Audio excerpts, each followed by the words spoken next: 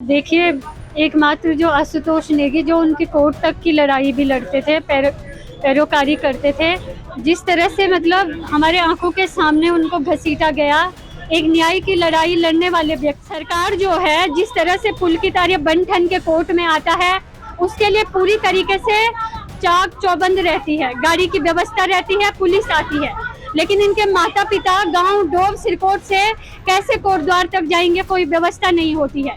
इन्हें बस के धक्के खाते हुए, रिक्शे से जाते हुए वहां तक। अंकिता की नहीं, ये तमाम बेटियों के अस्तित्व की लड़ाई है, हमारी भी लड़ाई है। मैं इस लड़ाई में इसलिए हूँ, मुझे भी सुरक्षा मिल सके।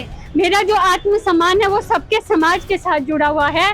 देखिए, एकमात्र जो आशुतोष नेगी जो उनकी कोर्ट तक की लड़ाई भी लड़ते थे, पैरोकारी करते थे, जिस तरह से मतलब हमारे आंखों के सामने उनको घसीटा गया, एक न्याय की लड़ाई लड़ने वाले व्यक्ति को।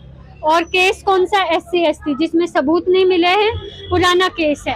तो आपने धरने के दौरान ही अगर उनको गिरफ्तार किया तो इसका मतलब साफ जाहिर है, हम खुले तौर पर कहना चाहते हैं कि आप अंकिता भंडारी के आंदोलन को कमजोर करना चाहते हैं, उनके माँ पापा को की लड़ाई को कमजोर करना चाहते हैं, क्योंकि वो लगातार यहाँ बने हुए थे। आशुतोष नेगी भी लगातार उनका साथ दे रहे थे, हम भी उनके साथ हैं।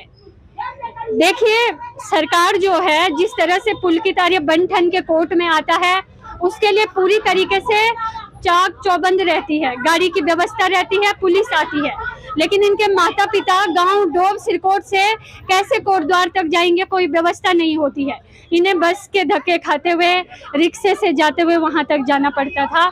तो बहुत ही दुर्भाग्यपूर्ण बात है, और मैं ये मानती हूँ कि कल की घटना जो हुई है उत्तराखंड के इतिहास में काला दिन है, क्योंकि मैंने अपने सामने देखा कि एक न्याय की लड़ाई करते हुए व्यक्ति को आप घसीट रहे हैं। आपने ना कोई वारंट दिखाया, उनके भी बाल बच्चे हैं, उनका भी घर बार है, ये अधिकार बनता है एक लोकतांत्रिक देश में कि पहले वारंट जारी किया जाए, लेकिन आप लोग चोरी छिपे पहले उन्हें ले गए और अब उन्हें जेल पे उन्होंने डाल दिया है। तो ये बहुत ही शर्मनाक बात है।